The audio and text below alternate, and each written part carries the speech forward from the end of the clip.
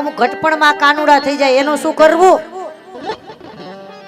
તો એને એમ લાગે કે હવે જીવવાનું ચાલુ થયું, નવા નવા શોખ જાગે, માથાના વાળ ધોળા કરે, ભગવાન નોટિસ આવે તો સમજી જાવ બધા. તો પેલી નોટિસ તો આવે એવી જાય છે, બીજી આવે આંખની, એનું સમજી જાવ બધા.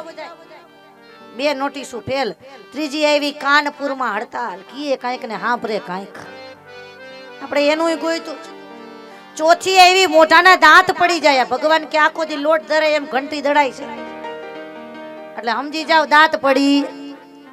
4 નોટિસ થી મેલ ન પડ્યો. 5મી આવી પગમાં. આપણે કઈ હાલો કથામાં, હાલો સત્સંગમાં, અરે બેન ઘણું આવ્યું પણ હવે આ પગ ક્યાં, આવું ઘણું છે પણ પગ નથી. એટલે પછી એની દવા કરાવે, એના દવાખાને જાય.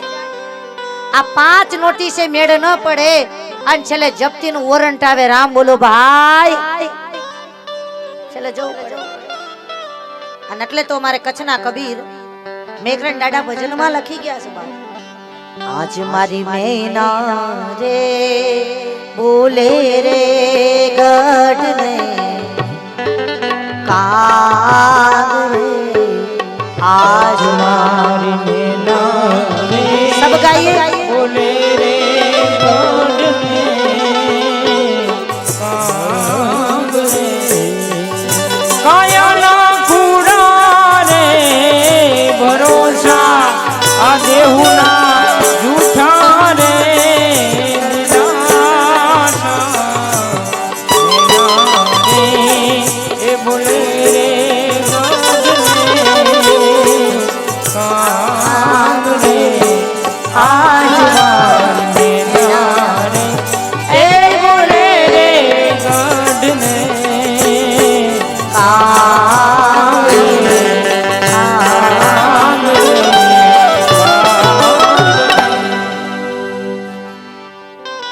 ઘડપણ ધોયેલું છે બાપ. ને આપણા લોક સાહિત્યકારો કહેતા હોય છે બાપ, હું પણ વારે વારે કહું છું કથામાં, કે ઘડપણમાં 3 જ વસ્તુ રીએ છે. એક તો તૂટેલ ફૂટેલ ખાટલી, નીચે પાણીની માટલી, પડખે દવાની બાટલી ને એની સંપત્તિ આટલી. સમજી જાઓ બધા. ઘડપણમાં 3 જ રીએ, ખાટલી, બાટલી, માટલી. માટે જાગી જઈએ બાપ. આ ઘડપણ છે એ ભજન કરવાનો સમય છે કે હવે કઈક માળા લીએ. પણ લોકો બહુ બહાના આપતા હોય. ઘણાને કહીએ ભજન કરો ભજન કરો, તો પાછા ઘણા એમ કે હજી ક્યાં ઉંમર થઈ છે, હજી ઉંમર નથી ભજનની. પણ યાદ રાખજો બાપ, આપણને થોડી ખબર છે કે આપણે કેટલા વર્ષ જીવવાના છે, આપણને થોડી ખબર છે કે આપણું ઘડપણ આપણે જોવાના છે.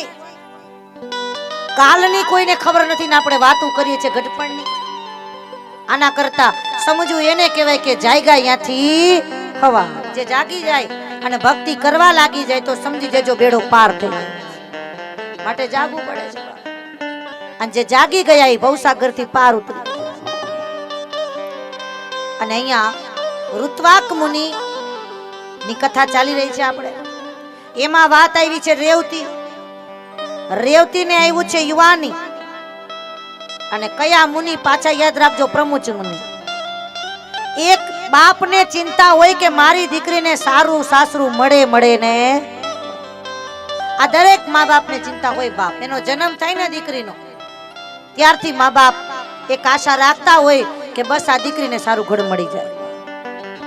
અને આજે પ્રમુચ મુનિ પણ ચિંતા કરે છે કે આ રેવતીજીને કોઈ સારું યોગ્ય વર મળી જાય.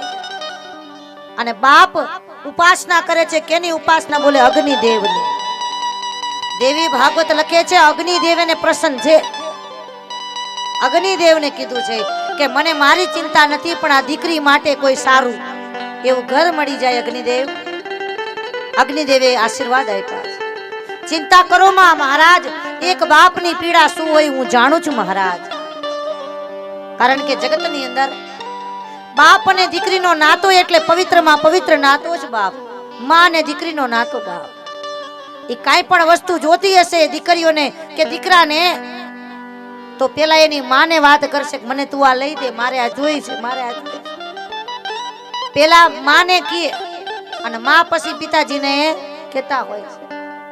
અને અમુક આપણે જોઈએ છે કે ઘણા પરિવારો તો મેં એવા પણ જોયા છે કે એની ઘરે દીકરીનો જન્મ થાય તો દીકરીના જન્મને એ દિવાળી જેવો માહોલ કરી અને મોટો ઉત્સવ ઉજવતા હોય છે. જોરદાર તાલી એ પરિવારો માટે કે જે દીકરીના જન્મને વધાવતા હોય છે. બાપ જેની ઘરે દીકરી આવે ને તો રાજી થતા હોય છે કે અમારી ઘરે લક્ષ્મી આવી છે. અને હારે હારે અમુક છે સમજી જાવ બધા એને દીકરી જન્મે તો એમ લાગે જાણી મોટા પાયે ચોરીઓ થઈ ગઈ છે ઘરમાં. આવા પણ છે ઘરમાં ઘણા લોકો. આજ બાપને પોતાની દીકરીની ચિંતા છે, પોતાની હોતી નથી. પ્રમુચ નામના મુનિ અગ્નિદેવની સ્તુતિ કરે છે અને સમય જતા હવે ઘટના ઈ ઘટી છે. ઈ જંગલમાં એક રાજા શિકાર કરવા નીકળ્યા છે. ધ્યાન કથામાં રાખજો, બહુ સરસ કથા. એક રાજા નીકળ્યા શિકાર કરવા. એ રાજા કોણ છે? બોલે પ્રિયવ્રત રાજાના વંશજ છે. પ્રિયવ્રત રાજા કોણ? એનો જવાબ ભાગવતમાં છે, અતારનો ટાઈમ. પ્રિયવ્રતના વંશજ છે જેની માતાનું નામ કાલિંદ્રી દેવી છે, જેના પિતા વિક્રમશીલ મહારાજ છે અને એના દીકરા એટલે દુધર્મ મહારાજા. બોલો દુધર્મ મહારાજ, બોલો દુધર્મ મહારાજ. કયા રાજા? યાદ રાખજો, દુધર્મ રાજા. જંગલમાં શિકાર કરે છે. અંબે શરણમ જગદંબે શરણમ, અંબે શરણમ જગદંબે શરણમ. સબ ગાઈએ શરણમ જગદંબે શરણમ, અંબે શરણમ જગદંબે શરણમ, અંબે.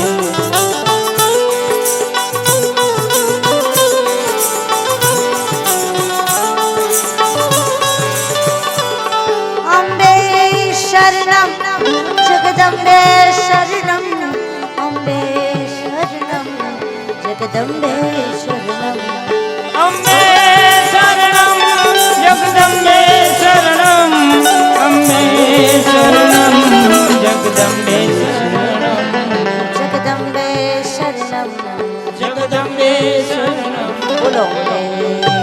માતની જય. દુધર્મ રાજા જંગલમાં આવ્યા. સાંભળજો ધ્યાનથી. કેના આશ્રમમાં આવ્યા? જંગલમાં શિકાર કરતા કરતા મુનિના, પ્રમુચ મુનિ. જ્યાં રેવતીજી રહેતા હતા ત્યાં આવ્યા છે. અને રેવતીજીને આશ્રમમાં જોયા અને માની લીલા એવી થઈ કે રેવતીને જોઈને રાજા બોલી ગયા, હે પ્રિય, હે પ્રિય. આ શબ્દ મોઢામાંથી નીકળી ગયો રેવતીજીને જોઈ. અને બરોબર રેવતીજીને જોઈને આ શબ્દ બોલ્યા અને તરત આગળ જતા મુનિ હવન કરતા હતા. હાજર અગ્નિદેવ હતા, હવન કરે. ઋષિએ સ્વાગત કર્યું, પધારો પધારો પ્રિયવ્રતના વંશજ કાલિંદ્રી પુત્ર, આપનું સ્વાગત છે, પધારો પધારો. રાજા પ્રસન્ન થયા છે કે હું શિકાર કરવા નીકળ્યો છું, મારું અહીંયા આપનો આશ્રમ જોયો મહારાજ, હું આવ્યો છું. આટલું કીધું એટલે મુનિએ કીધું તમે આવ્યા, તમારું સ્વાગત. પણ મને ઈ કયો, તમારા પત્ની મજામાં છે ને? શું કીધું? તમારા પત્ની મજામાં છે.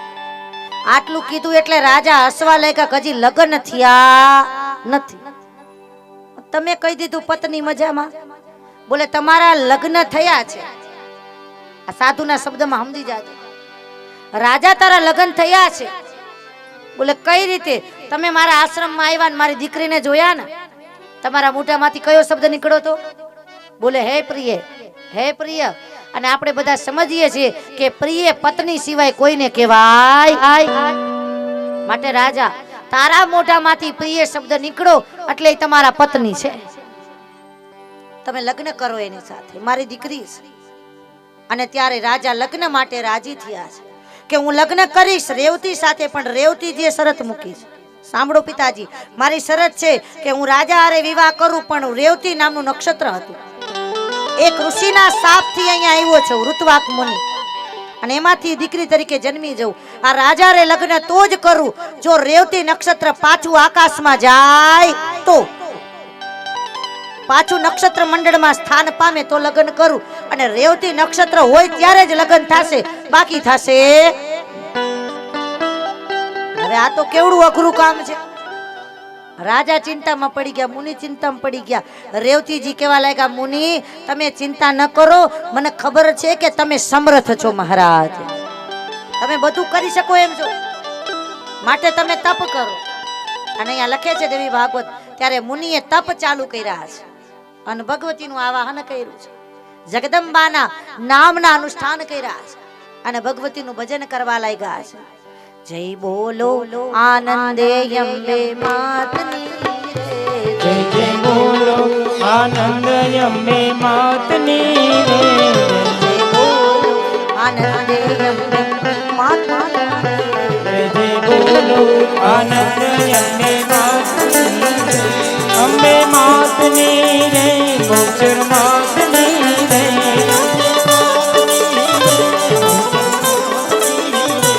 અંબે માતની રે, ગોચર માતની રે.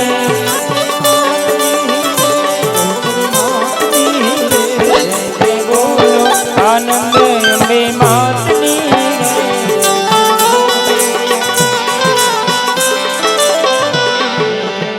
બોલો અંબે માતની.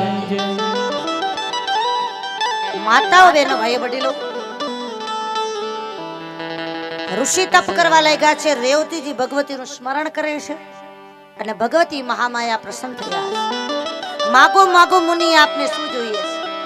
કે મારે એક જ આશા છે કે મારી દીકરીના લગ્ન કરવા છે રેવતીના રાજા સાથે. પણ હે જગદંબા, તમે રેવતી નક્ષત્રને પાછું આકાશમાં મોકલો. અને ત્યારે ભગવતીએ કહ્યું તથાસ્તુ. અને ભગવતીની કૃપાથી આ રેવતી નામનું નક્ષત્ર આકાશમાં જાય. બોલો રેવતી માતની જય. ઋત્વાક મુનિ મહારાજની જય. પ્રમુચ મુનિ મહારાજની જય. ફરીથી આકાશમાં ગયું છે અને રેવતી નક્ષત્ર આકાશમાં જાય અને લગ્ન થયા. કેના સમજી જાઓ? રેવતી અને દુધર્મા રાજાના લગ્ન થયા. પણ એ દુધર્મા રાજા અને રેવતીના લગ્ન થયા. અને દેવી ભાગવત લખે છે કે પતિ પત્ની બેયે માતાજીનું તપ કર્યું છે. માના નોરતા રહ્યા છે. અને કયા નોરતા? લગભગ સમજાય સમજી ગયા છો. આસો મહિનાના નોરતા રહ્યા છે અને ભગવતીના અનુષ્ઠાન કરી રહ્યા છે. એકમ બીજ ત્રીજ ભગવતીના નવરાત્રીનો પર્વ ચાલુ છે. આવ્યા દીવડીએ જગમગતા માના નોરતા. દીવડીએ જગમગતા માના નોરતા રે. આવ્યા દીવડીએ જગમગતા માના નોરતા.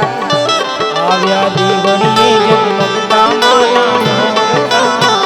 એ માના નોરતા, માના નોરતા રે. બધા બોલો. માના નોરતા રે, માના નોરતા રે. આવ્યા દીવડીએ જગમગતા માના નોરતા. આવ્યા દીવડીએ જગમગતા માના નોરતા રે. બે હાથ ઊંચા તાલે સેવા મસ્તી છે.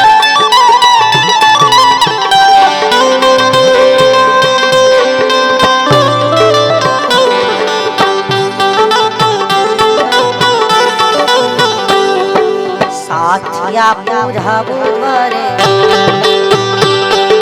સાથિયા પૂરા બુધવારે દીવડા પ્રગટાવો. આજમાં આંગણે પધારશે બાપા વાવડી. જય અંબે, જય અંબે, જય અંબે માં. સાથિયા પુરાવો દ્વારે, પુરાવો દ્વારે. આજ મારે આંગણે પધારશે માં પાવાવાડ. જય અંબે, જય અંબે, જય રામા.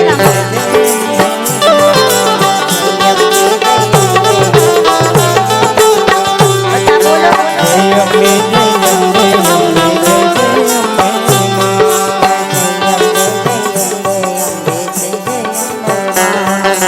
જય અંબે, જય અંબે, અંબે, જય જય અંબે માં. ભગવતીના નવરાત્રી આવ્યા છે. રેવતીજીએ માનું તપ કર્યું છે અને ભગવતીની કથાનું શ્રવણ કર્યું છે. કઈ કથા શ્રવણ કરી? યાદ રાખજો, દેવી ભાગવત. પતિ પત્ની સજોડે માના નોરતારીએ છે અને સજોડે બે દેવી ભાગવત સાંભળ્યું છે અને માની સ્તુતિ કરે છે. સર્વ મંગલ માંગલ્ય, સર્વ મંગલ માંગલ્યે શિવે સર્વાર્થ સાધિકે શરણ્યે ત્રંબકે ગૌરી નારાયણે નારાયણી નમોસ્તુતે બોલો અંબે માતની જય પતિ પત્નીએ દેવી ભાગવત સાંભળ્યું છે. કયા ઋષિ પાસેથી? યાદ રાખજો, લોમસ નામના મુનિ પાસે. લોમસ મુનિએ દેવી ભાગવત શ્રવણ કરાવ્યું છે. 9 દિવસ પૂર્ણ થયા. માતાજી આશીર્વાદ આપ્યો કે તમારી ઘરે એવો પુત્ર થશે કે જગતમાં જેનું નામ અમર થશે. આવો માએ આશીર્વાદ આપ્યો છે. અને આપણે સૌ વાતને જાણીએ છીએ. આ કથા જાણતા હશે ને ખબર હશે કે અમુક સમયે એ રેવતીજીની ઘરે દીકરો જન્મે અને દીકરાનું નામ પડે રેવત મહારાજ. બોલો રેવત મહારાજની જય. બોલો રેવત મહારાજની જય. દીકરો એટલે રેવત. અને આવી રીતે આ દેવી ભાગવત કથાનું મહાત્મ્ય બતાવ્યું છે. તમે વિચાર કરો કે દેવી ભાગવત કથાનું મહત્વ કેટલું હશે બાપ. કે આજે રેવતી જેવા રેવતી જે નક્ષત્રમાં ધરતી પર આવી ગયેલા, એ માની કૃપાથી આકાશમાં પાછા ગયા અને માએ એની મનવાંછિત મનોકામના પૂરી કરી. જે કોઈ દેવી ભાગવત સાંભળશે એની આધિ વ્યાધિની ઉપાધિ મટશે. ખાલી તમે આ પોથીના એકાયરે આટલા દર્શન કરો ને, એક દેવી ભાગવત તો આપણે દર્શન કરેલા હોય. મેં ઘણી કથાઓ કરી છે દેવી ભાગવત. એક પોથી હોય મુખ્ય પોથી, પણ આટલી બધી પોથી એના દર્શન મને થયા હોય તો અહીંયા સીતારામ બાપુના આશ્રમમાં જોરદાર તાલી કાગદડી ગામ માટે. અને આ આયોજન કરવું કઈ નાની વાત નથી બાપ. એકારે 52 પોથી, એટલે આ 52 પોથીના ખાલી રોજ દર્શન કરો ને તોય બેડો પાર થઈ જશે. એટલે માતાઓ, બહેનો, ભાઈ, વડીલો, ભગવતીની દેવી ભાગવત કથાનું મહાત્મ્ય વર્ણન કરવામાં આવ્યું છે. અને હવે સમય જતા દેવી ભાગવતના પ્રથમ સ્કંદની શરૂઆત થાય છે. હું પણ તમને એમાં લઈ જાઉં છું. બધા મારી પાછળ બોલજો. ઓમ ચૈતન્ય રૂપા તામાધ્યા વિદ્યા ચ ધીમહિ યાનઃ પ્રચોદયા.